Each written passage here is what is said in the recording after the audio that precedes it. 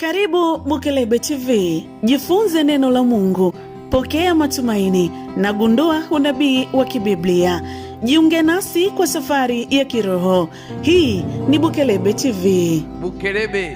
Bukelebe TV. Angalia, dunia imejaa dhambi na maovu. Wakati wa hatari umefika. Usichelewe kujipanga na kumtafuta Yesu. Tafuta wokovu leo kabla ya kuchelewa. Habari njema ikirushwa Bukelebe TV. Karibu sana. Tusiache kufuatilia katika TV ya Bukelebe TV. Habari za wakati huu, karibu katika kipindi cha lesoni. Na leo tunaenda kuangazia lesoni ya siku ya Jumanne. Hii ni kichwa kinachosema Paulo huko Filipi. Kumbuka tumeingia mwaka mpya 2026, tupo katika robo ya kwanza na tupo katika somo la kwanza. Somo letu ama lesoni yetu inaongozwa na kichwa kinachosema kuunganisha mbingu na dunia, Kristo katika Filipi na Wakolosai. Usomaji wa Biblia kwa mpango, tunasoma kitabu cha Samueli wa kwanza sura ya 22 na fungu letu la ukariri linatoa kitabu cha Wafilipi sura ya 4 mstari wa 4. Furahini katika Bwana siku zote, tena nasema furahini. Tuombe. Baba yetu uliye mbinguni, tunakushukuru kwa neema ya uhai na fursa kujifunza neno lako. Tunakuomba Roho Mtakatifu awe pamoja nasi leo, atufungulie akili zetu ili tuelewe mapenzi yako, na tuguse mioyo yetu ili neno lako hili libadilishe maisha yetu. Tufundishe kumtii Mungu hata pale njia inapoonekana kuwa ngumu, katika jina la Yesu Kristo tunaomba na kushukuru. Amina. Safari ya pili ya kimishonari ya Mtume Paulo inaonyesha wazi jinsi Mungu alivyoongoza kazi yake kwa njia ambazo mara nyingi binadamu haziwezi kutabiri. Baada ya Timotheo kujiunga na timu ya huduma, Paulo alikuwa na mpango wa kupeleka injili Asia ndogo. Lakini Biblia inasema wazi kuwa wakazuiwa na Roho Mtakatifu kulinena neno katika Asia. Na tunasoma haya katika kitabu cha Matendo ya Mitume sura ya 16 na mstari wa 16. Hili linatufundisha somo muhimu sana. Si kila mpango mzuri unatakiwa utekelezwe mara moja. Wakati mwingine Mungu husema subiri au elekea kwingine. Utii kwa sauti ya Roho Mtakatifu ni muhimu kuliko mantiki zetu wenyewe. Mungu alipobadilisha mwelekeo wa safari ya Paulo, alimpa maono ya usiku ambapo mtu wa Makedonia alimwomba akisema, vuka uje Makedonia utusaidie. Matendo ya Mitume sura ya 16 na mstari wa 9. Paulo hakusita, yeye na wenzake waliinuka mara moja na kuelekea Ulaya. Hapa tunaona moyo wa mtumishi wa kweli, mtu anayejibu haraka wito wa Mungu bila kuchelewa. Mara nyingi sisi leo tunasita, tunaogopa na tunaomba muda zaidi, lakini Paulo alitenda mara moja. Hii inatufundisha kuwa utii haraka huleta baraka kubwa.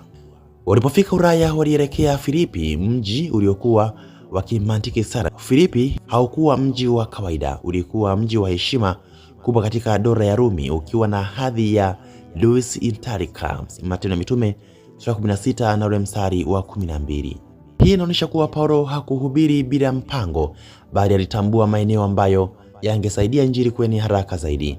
Kupitia Filipi, injili ingeweza kufika kwa urahisi katika miji mingine kama Thessalonike na Berea. Matendo ya Mitume 17:1-10. Somo hapa ni kwamba Mungu huwa anapenda kazi yake ifanywe kwa hekima na mpango, si kwa kubahatisha. Licha ya hadhi yake ya Kirumi, Filipi haikuwa na sinagogi kubwa ya Wayahudi. Hivyo Paulo alitafuta mahali pa maombi kando ya mto. Hapo alikutana na Lydia, mfanyabiashara wa rangi ya zambarau, mwanamke aliyekuwa na moyo wa wazi wa neno la Mungu. Biblia inasema Bwana akaufungua moyo wake ayazingatie yaliyonenwa na Paulo. Matendo ya Mitume 16:14. Hii inatufundisha kuwa wokovu si kwa nguvu ya mhubiri pekee, bali ni kazi ya Roho Mtakatifu kufungua mioyo ya watu. Pia tunaona jinsi Mungu anavyotumia watu wa kawaida, hata wafanya biashara, kuwa nguzo muhimu katika kazi ya injili. Hata hivyo, kazi ya Mungu haikukosa upinzani. Paulo na Sila walikamatwa, wakapigwa na kufungwa gerezani bila kosa la haki. Matendo ya Mitume 16:22-24. Baada ya kulalamika, walimsifu Mungu kwa nyimbo na sala usiku wa manane. Hapo ndipo Mungu alipoingilia kati kwa tetemeko la ardhi, na matokeo yake si tu kuachiwa kwao, bali wokovu wa mlinzi wa gereza na nyumba yake yote. Matendo ya Mitume sura ya 16 mstari wa 30 hadi 34. Hili linatufundisha kwamba mateso yakivumiliwa kwa imani yanaweza kuwa mlango wa wokovu kwa wengine. Kauli ya Yesu kwa Paulo katika Matendo ya Mitume sura ya 6 mstari 16 inasema, nitamwonyesha mambo mengi atakayopaswa kuteswa kwa ajili ya jina langu. Aya hii inatupa ufahamu mpana wa maisha ya Paulo na hata maisha yetu leo.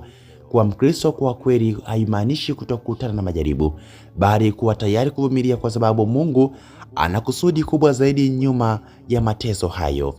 Kama ilivyokuwa Filipo, mateso yaligeuka kuwa baraka na injili ikaenea zaidi. Kwa hiyo somo la Paulo huko Filipi linatufundisha kumtumikia Mungu katika mwelekeo wa maisha yetu, kumtii Roho Mtakatifu hata kama hatuelewi mara moja, na kudumisha imani hata katikati ya maumivu.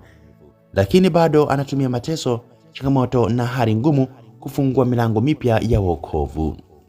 Asante msikilizaji kwa kutenga muda kuendelea kuambatana nasi katika kujifunza lesoni. Na leo tumeangazia lesoni ya Jumanne, ambapo tulikuwa na kichwa kinachosema Paulo huko Filipo. Kumbuka tupo mwaka 2026, tupo katika robo ya kwanza kabisa, na tupo katika somo la kwanza kabisa, kuunganisha mbingu na dunia, Kristo katika Wafilipi na Wakolosai. Na katika somo letu leo la siku ya Jumanne tumeangalia usomaji Biblia kwa mpango. Tumesoma Samueli wa kwanza sura ya 22. Sasa tuingie katika sala tutapoenda kufikia hitimisho la somo letu leo. Tuombe.